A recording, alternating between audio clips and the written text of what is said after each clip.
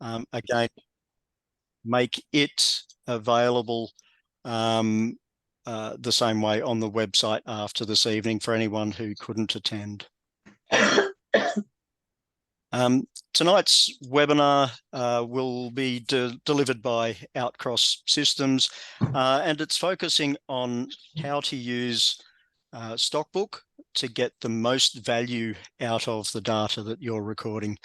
Before I hand over to Rob, to do his presentation, I just wanted to go through a little bit of background context why we thought this webinar would be important.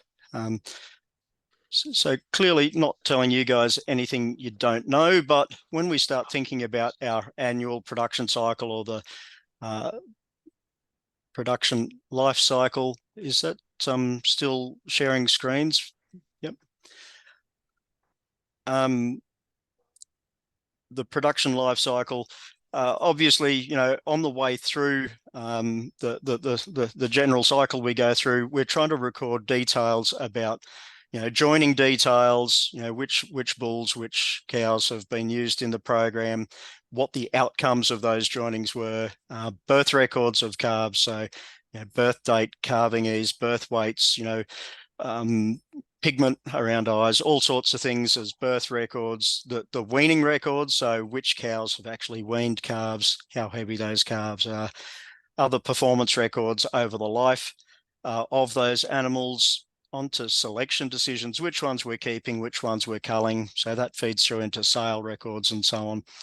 At the same time, we've got to keep track of, you know, management differences between animals, treatments that they may have had over their lifetime, and compliance with various, you know, whether it's an NLA, SLPA, or what over their lifetime. So obviously, there's a lot of data that we need to keep track of over time.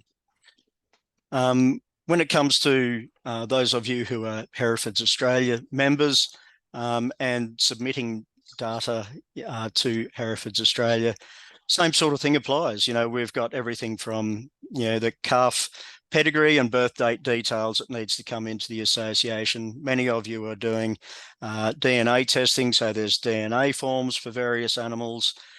Breed plan data coming in and then going back after the evaluations have been run, female inventory on an annual basis, transfers of animals from one herd to another. So there's a bunch of different ways that people manage that information, and I think it's fair to say some are better than others. So, you know, obviously a lot of us rely on paper. There are specific forms that we might be using. Of course, that you know, I think it's worth noting there with paper submission, whether it's a general letter or forms that people are filling in, every time we go back to a paddock book or whatever, we read what we've written down, we rewrite it or enter it again somewhere else, we are, you know, increasing the likelihood of us making errors. We're all human, and again, once it gets into the association, you know, it needs to get read, it needs to be manually entered again. So there's always opportunity for more mistakes to be made. It's also pretty time consuming. You know, spreadsheets are frequently used for a lot of things, particularly for some of the bigger herds to submit data. At times people are using spreadsheets that they've developed themselves or some of the templates that are available. I do have some horror stories about how badly people have managed to make a mess of data on spreadsheets over time, where they've incorrectly sorted spreadsheets, for example, and, you know, an animal that had a scrotal circumference recorded 1 year as a young animal is then somehow the dam of other progeny that have hit the ground the following year. So clearly not correct and can lead to some pretty serious issues with data quality. Hereford Live, I think, is a real step up, a real improvement, because there's some data validation checks along the way. You know Hamish Chandler? Yes, I do. We might see if we can mute a few people, but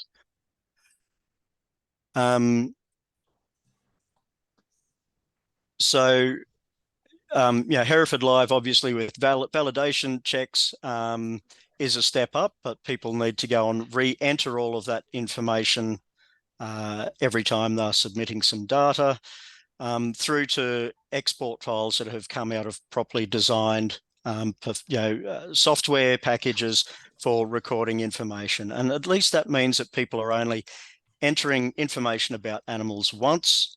There's validation checks in place. They're able to export files to communicate information for a whole bunch of reasons. So it does give us a much more reliable source of data, and improve the accuracy, I guess, of what we're doing, and save people a lot of time with finding old information and re-entering it. So that sort of compliance part of it, I guess, is one aspect of what we're talking about.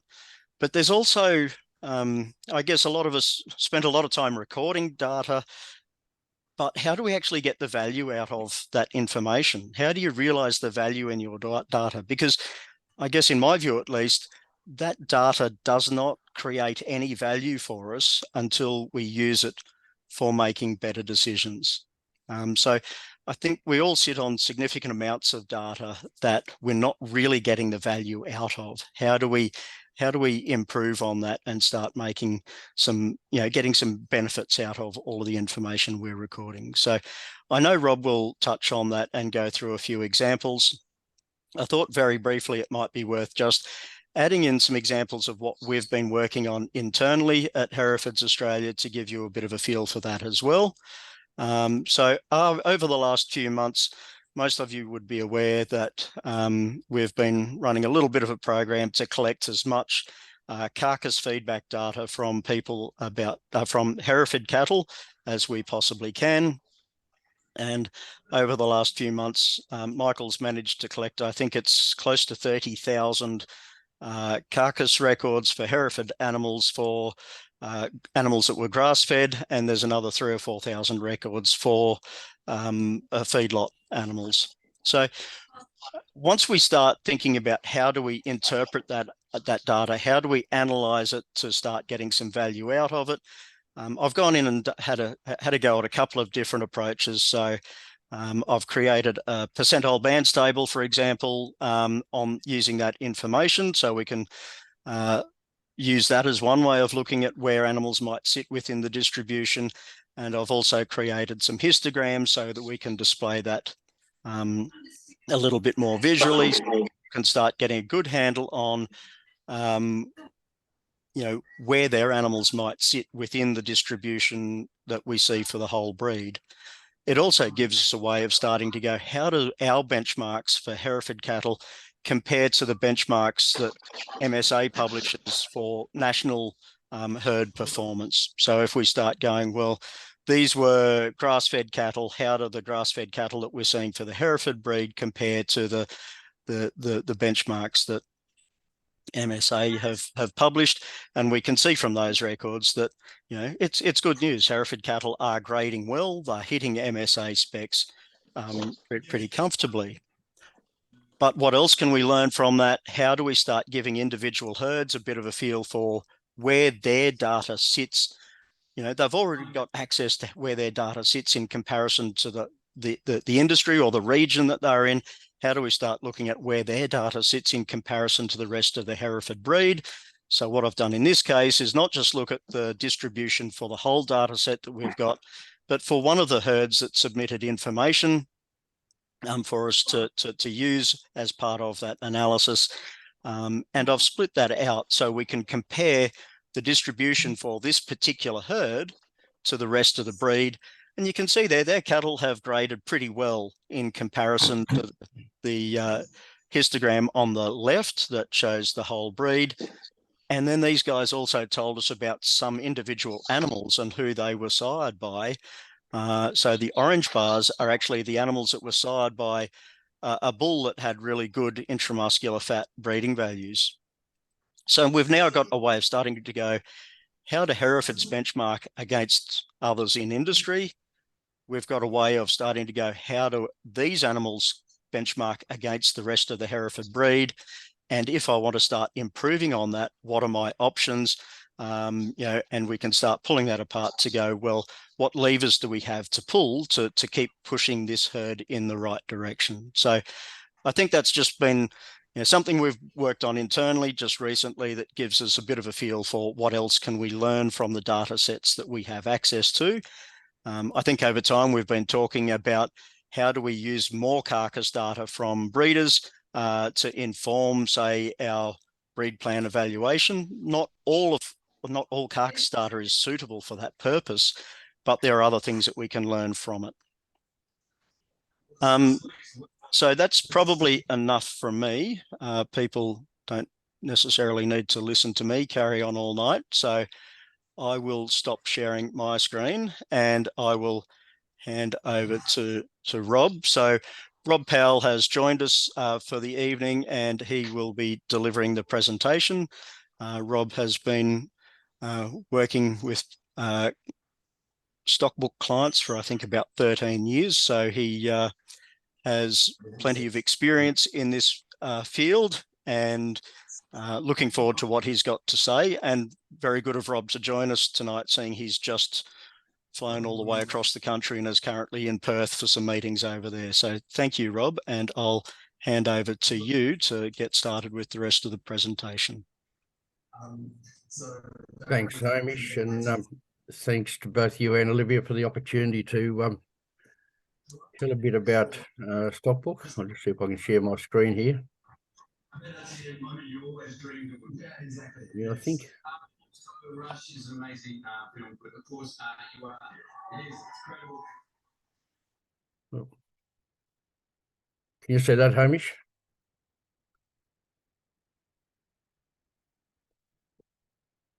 Oh.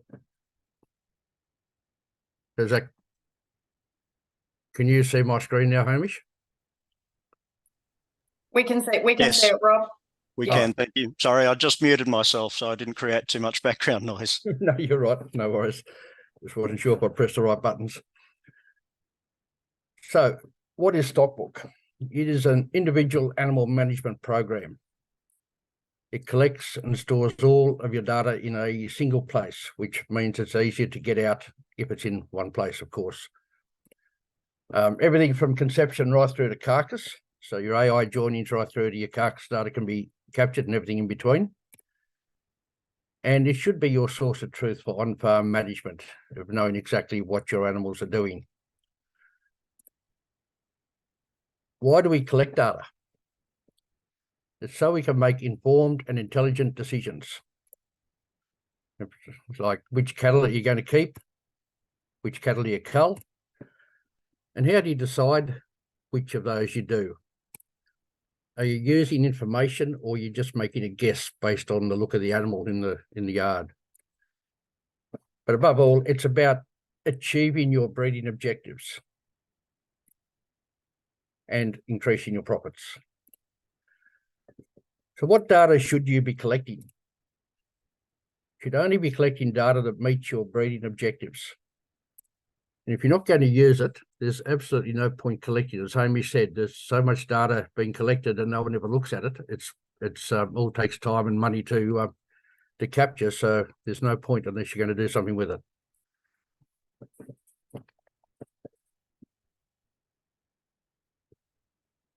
So what do you use to collect it? Pen or paper? And how accurate is that? Can you find that data later? Can you use it as information and combine it with other data? So putting two sets of data together out of a notebook, very difficult. And is it cost effective to do it that way? A lot of people will use either True Test or Gallagher indicators to collect their data on. It's really easy to get in, but again, it's hard to get out and to make sense of that data. And to try and it's limited also in what it can collect as far as your traits and pedigrees and that sort of stuff goes. But live entry is, in my opinion, the most efficient way of collecting data. It's fast and accurate. It connects to all popular hardware, so your True Test, Gallagher, Allflex, Elise, Databars, all that sort of stuff will connect to it. You can customize your template to collect whatever it is you want to collect in the yard that day. So you can have multiple templates that just go to and start recording. You can view the animal history on the screen at the same time. So when the animal's in the crush, you can bring up all the history about that animal, whether it be joinings, weights, treatments, pedigree, progeny, history on those animals. And from that, you can make decisions at crush side on what you want to do, whether you want to, which bull you're going to join it to, or whether you're going to keep it or cull it. And when you walk away from the yards, the job's complete. So you don't have to go home and download from your Gallagher or True Test and upload onto something else or mess around with spreadsheets. It's all there at the end of the day. So the types of data you can collect in Stockbook, of course, life data, which is your sex, your birth date, eye pigment, horn, anything sticks with it lifelong, the sire dam. You can collect your DNA samples at crush side. And again, it takes the error out of doing it by doing everything electronically. You can collect all your weights, traits, whatever the trait might be, structural, performance, any sort of trait, and your muscle scanning data. You can do your joinings and preg tests, including ET joinings and implanting embryos into recips now in live entry, which is a fairly new feature. You can do all your treatments, including all your batch numbers, quantity. So the animal comes in, it's been recorded, it's been treated, rather than just selecting a paddock full of cattle and treating them. There could have been some of those cattle have got out of the paddock and not been treated, or some that have got in that you don't know are there and you've treated them just because you've selected that paddock full of treatment. Or they've been treated but not recorded because they're in a different paddock. And all your paddock movements, it stores that so you know where your animals are at any one time. So if we look at the collection for DNA, for example, so here's a template I've just set up. When you scan the animal, it scans the EID, it brings up the animal, and it displays information along those top two rows. Now you can customize those also to see what you want to see up there. When the weight locks on your scales, it automatically brings that weight in, so you're not having to type it in. It comes in electronically from the scales. And you scan the QR code on the end of your tissue sample, and that automatically assigns that number into the DNA number box there. The other information, you enter the data in on the first animal, and it will default all the way through the session. But you can put other things on there like treatments or whatever else you want to put on. It's just a quick sample. The rest of the screen, you can display information. So here I've got the handled animals. So it's telling me which animals I've handled and the most recent one on top, and what I've collected on that data in that session. Also displaying a joining tab there, which brings up the joining history of that animal that's in the crush in front of you. You can show all sorts of things that I said there, but just a quick sample I put there. And down the bottom is the stats for the weight history. So your average, maximum, minimum weight is all displayed there as well. So, sorry. When you save the data, it is recorded and saved into Stockbook. So that's it's all done there.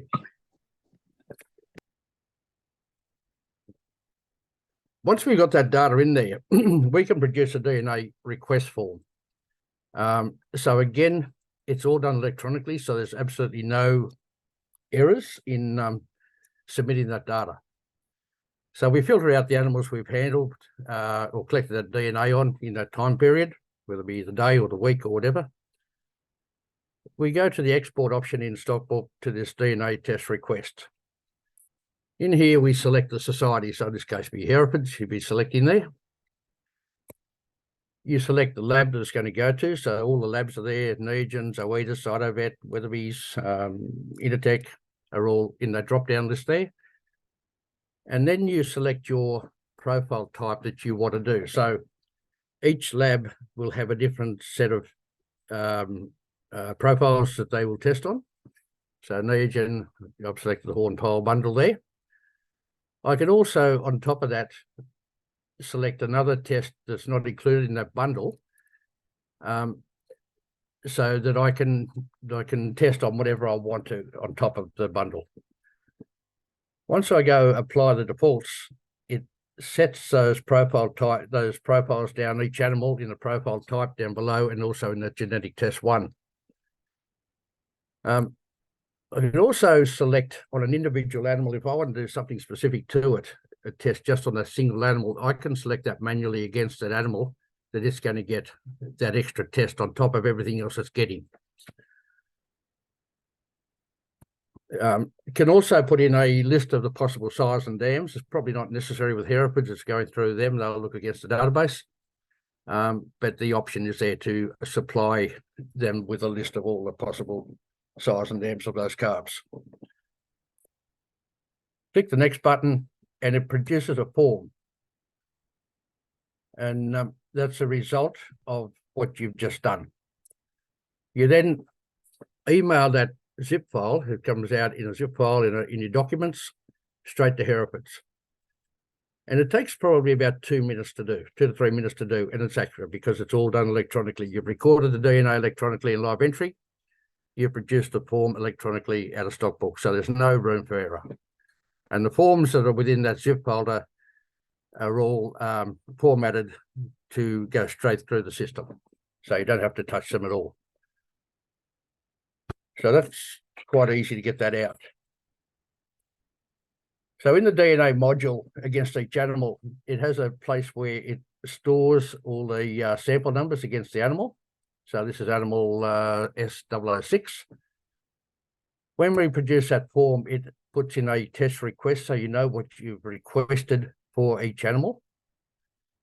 And when it's been run through the lab, we can import the results. Now with Herefords, you have to access these files by contacting the Herefords office to get the data in.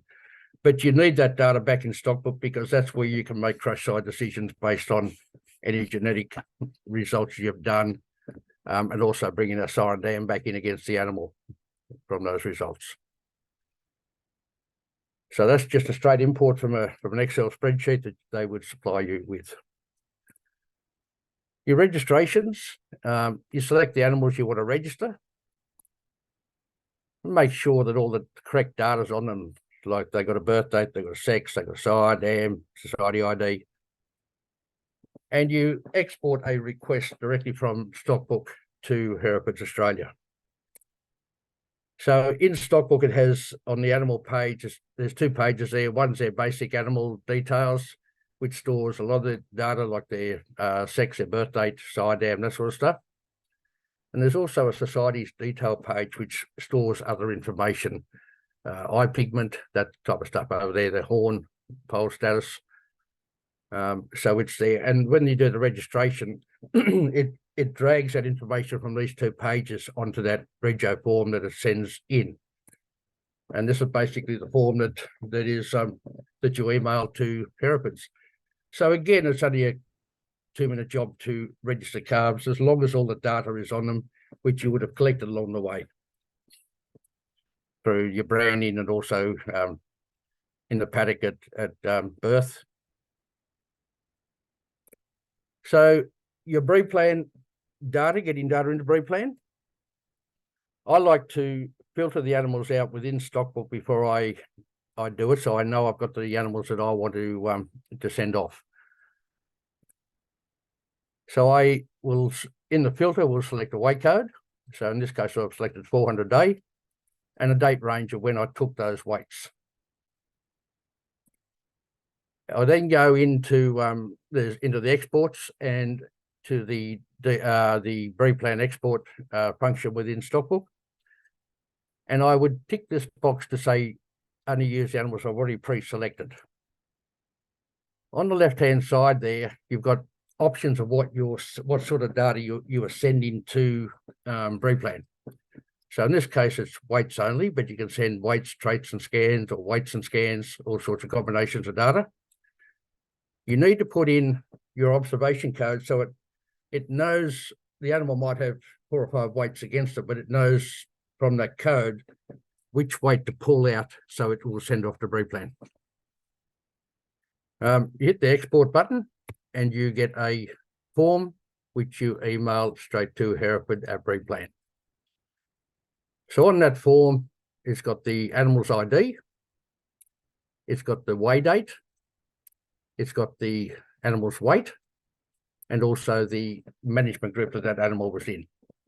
And again, that's all the information that you need to send out. And again, it's only a 2-minute job to get that to Replan. You can bring the EBVs back into Stockbook, so you've got them on hand to look at within the program. So you can filter on them, you can do all sorts of stuff with them. So to do that, you go to your the Hereford portal for go to your download file page, and you select the group ebv.dat file and download it. You then go into the import section within Stockbook. You find that file, which would be in your downloads, and you just click the OK button. And what that does is it overwrites all the EBV table within Stockbook with the current EBVs of those animals. So again, that's quite easy to do, and not having to link anything up other than just click that OK button. So the other things in Stockbook, it's about looking at your data and making decisions from your data. And if you look at your herd, and everybody's herd's the same, you've got the bottom 25% and the top 25% and the rest in the middle. If you can identify those bottom 25% of animals, the low performers, through all the age groups, so you're not just looking at your old cows or whatever, it's just through the whole lot. If you can identify those and cull them, you move the bell curve. And in doing that, you increase your profits for 2 reasons. Firstly, by getting rid of all the non-productive animals. And secondly, by identifying those top animals that you can use in AI or ET programs or selectively selective joining to them to increase your genetic gain. So to do that, we can use a filter function within Stockbook to look at data. You can filter on all sorts of things like weights, scans, CBVs, traits, carcass, joinings, preak tests, all those tabs along the top. There's options in each of those tabs to filter on. You can also filter for animals by a particular sire or out of a particular dam. And you can filter on multiple criteria at once. So it doesn't have to be just one thing. You can just set a whole range of parameters and filter on them. Once you get them filtered and selected, you run reports. And you can group them either by sire and dam, or you can sort them by their performance. You're looking for outliers, the tops or the bottoms, which you can then identify and then do more with them. So if we look at filtering on some EBVs, just as an example, you go to the EBV tab, and over here you select what EBVs you want to filter on. So here I've selected 200, 400, 600 and mature cow. And I've said I want all the animals that have got a EBV of -1 or less. Now you can set that to whatever you want it to be. I'll just use the -1 in this example. Click the OK, and you get the animals that fall into that category. So these will be the bottom animals on EBVs within the herd that I've got my data set that I use for demonstration. These will be my last performing on growth rates. Bit hard to read some of those figures, but they're way down low. If we're looking at raw data, that's the animal table, and in this case, that animal's got a birth weight, weaning weight, and a 400-day weight. If I want to look at the difference between their weaning weight and their 400-day weight, I would bring them up, and you'll see down the bottom, the average weaning weight was 220 kilos, and the average 400-day weight was 464. There was over a 249 day between the two weights, and the average gain per animal was 243 kilos at 0.98 of a kilo per day. So if I wanted to find the ones from average and above, or obviously those top ones because it's sorted by their heaviest weight gain, and the bottom ones below average are down here. I can take that a step further and look at them by their sire. So if I then ran those same animals and grouped them by their sire, I can see that the progeny from M554 and N275 are above average. Admittedly, there's only 2 and 4 animals on them, so it's not a great cohort to look at. But the progeny from those 2 sires are above average for their 400-day weight. And this one down the bottom, P216, his progeny are below the average for 400-day weight. So that tells me straight away that that bottom sire is one that, if I'm looking at growth rates as my breeding objective, something I would have to keep an eye on. He's not producing as heavy an animal as the ones up the top. It's also the function of custom reports within Stockbook, where we can customize reports or extract data from the data set how you want it and do what you want. This was a client of mine up in Queensland who does a lot of AI and pre-testing afterwards, but he wanted to know, it's he and his wife and about 4 staff who do all the AI, and he wanted to know which of the staff were getting the best results so that we could train some of his work staff if they weren't getting the same conception rate as the rest of them. So we built this report by practitioner, and it's only got the one on here at the moment. And we looked at also, was there a difference between AI in the morning or the afternoon? It turned out that his wife had the best results, and he got 81.8 on that group I've got there. But it was quite interesting. Some of the staff that he had were down in the 40%. So obviously they needed more training or more experience to get the better results. So it's just an interesting for him to see what he needed to do to help the staff as well. So looking at a way to improve your workforce as well as the animals by doing that. In here, we also build sale catalogues, supplementary sheets, whatever you want, we can pull that data out, format it however you like. The other one that always interests me, I love this one where I had a client again up in Queensland who would preg test every year. And if they were pregnant, they went back to the paddock. And if they were empty, they went straight in the truck. But he was only branding about 80% of calves to those pregnant cows. So we looked at, he'd also wet and dried branding. So we looked at that and built a report. And of these 12 cows, which is just a sample, they're the number of calves those cows returned in a 6-year period. So really, they should have turned off 72 calves over 6 years, been pregnant every year, and they only turned off 32, which is 44% of what they should have brought in. So he lost 40 calves over that period from those 12 cows that work out the figures on that. So within 12, because he culled all that, we flagged these cows and he culled them straight away. We lifted the branding from, I think it was 80% up to nearly 90% within 12 months, just by getting rid of those bad maternal females. So Stockbook has the ability to export data out to various places to look at. So Herefords, obviously, breed plan we talked about. Also, we can send data to Blackbox, Masterbeef, Excel, and Power BI. So I've just done a bit of an example here on Power BI with some data we've been playing around with. So if we look at that top left one, that's the average marble score by sire. And the average across the whole herd, that red line, is 5.9. The top right is the average carcass weight, and it's 423, and that's by sire. And down the bottom, we have an index. And the index is a marble score multiplied by the carcass weight, gives us an index. So if we look at that one that's highlighted in blue, the dark blue, the highest index animal, he's got a marble score of 8. And he's got a carcass weight, average carcass weight of 514, which is 90 kilos heavier than the average.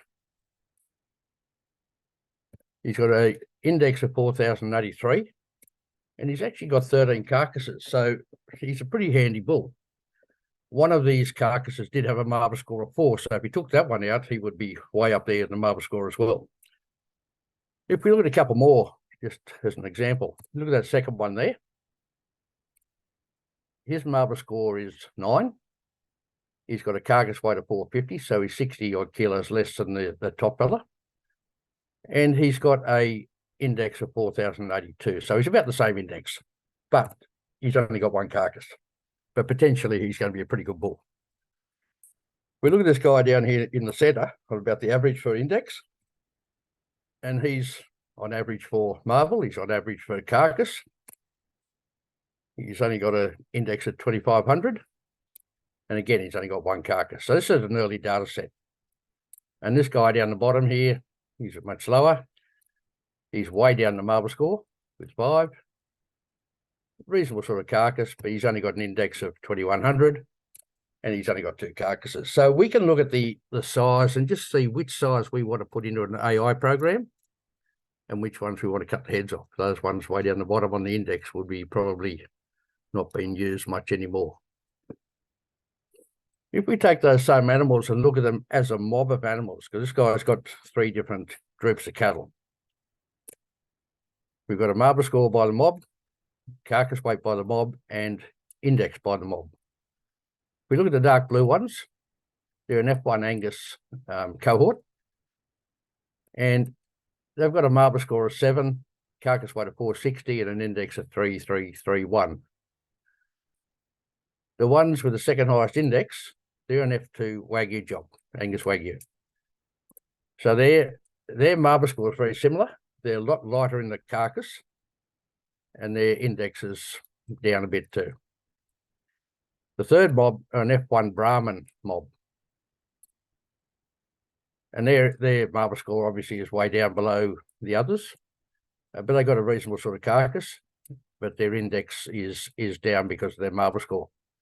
So being able to look at them as either by sire or as a mob of cattle gives you a lot more ability to really analyse what's going on within your herd. So what does success look like? It's the ability to identify and cull your non-productive animals. And it's the ability to identify and use your most productive animals and to achieve your goals using your breeding objectives. So just to sort of finish off, we've got a Stockhand app, which is a phone or tablet. You can access all your animals on that out in the paddock. Any data you collect against those animals will sync back to your program and update the program. It may, even if you're out of range, you can still collect certain data on there, and when you come back into mobile range, it will then sync up and put that data into the program.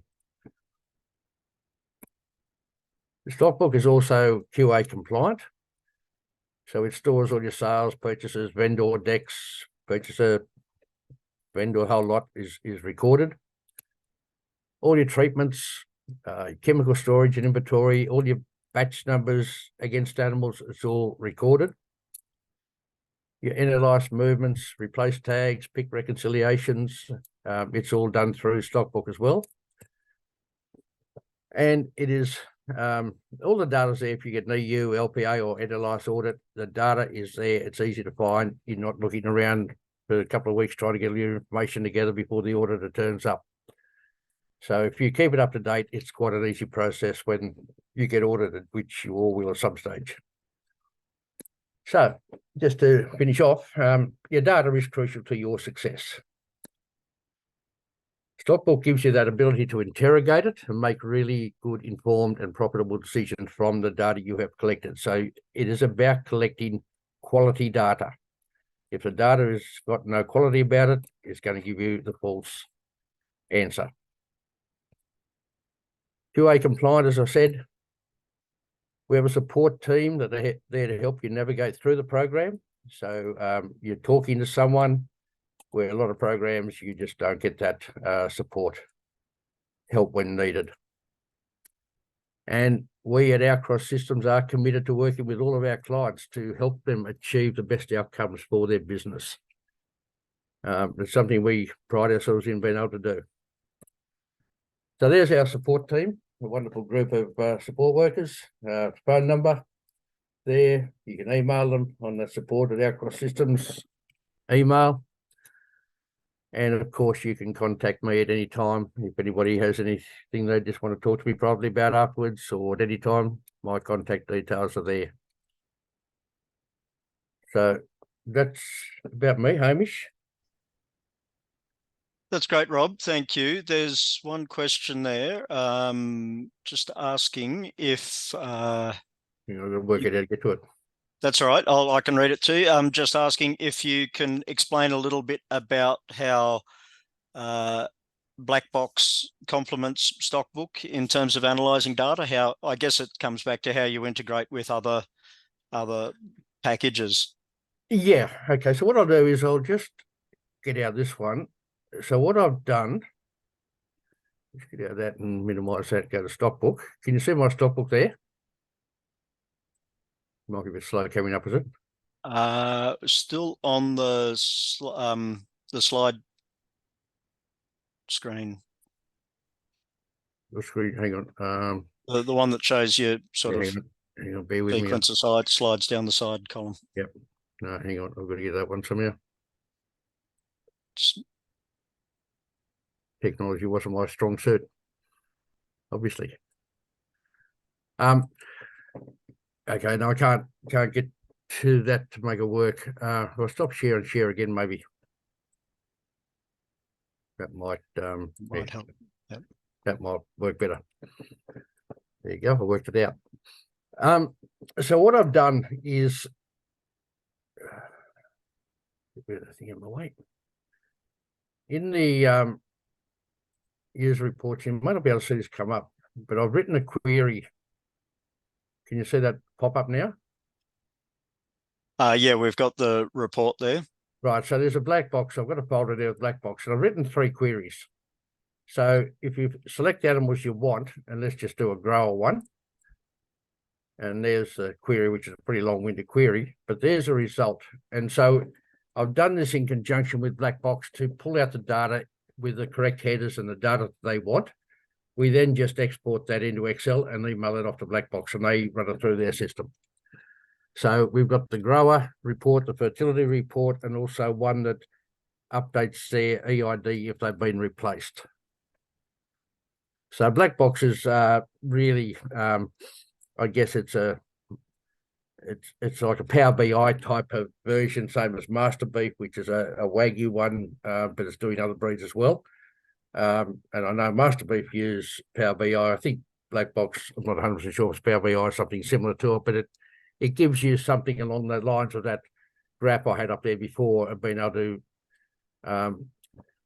analyze the data in all sorts of ways and come up with dashboards of what your data looks like. And you've got access on the phone. It is a subscription-based program. You'd have to talk to them about the cost involved in it, but we can certainly get the data to them. And I spent a fair bit of time with Emma from Black Box in developing these reports that we can just load them onto any of our clients' computers to get the data to Black Box. You found it at the end. Okay, so I think, yeah, so the point there is that there are ways for you to integrate with other software packages if there's need, and to exactly. further data analysis. Yep. I'll just remind everyone, if you do have any questions that you wanted to ask, please put them in the chat at the bottom of the screen. Peter has raised the point there about the data analysis and different genetic groups, and being able to classify those into groups. So I think that's probably really the point of the conversation. If you've got good enough data sets, you can cut things up different ways and analyze and see what impact that data has on the data set. But it's a matter of having access to that information so that you can do those analyses the way that you see fit. And it's also, Hamish, it's about how we set Stockbook up. One thing I probably should stress is that we don't tailor the client to Stockbook. We tailor Stockbook to the client. So every client's different. So the way we set it up to make it work for them, so they're getting the best out of it, and set it up as simply as possible so it's easy to use. So it's about what, it's about the client's needs, not about what we think they should be doing with the program. Yeah. And that's a conversation I'll have with them.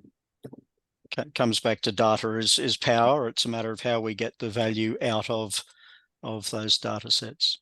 Yeah. Okay, I'm not sure that we've got too many other burning questions at this point, so that's been very helpful. And look, I'm acutely aware that for people picking up a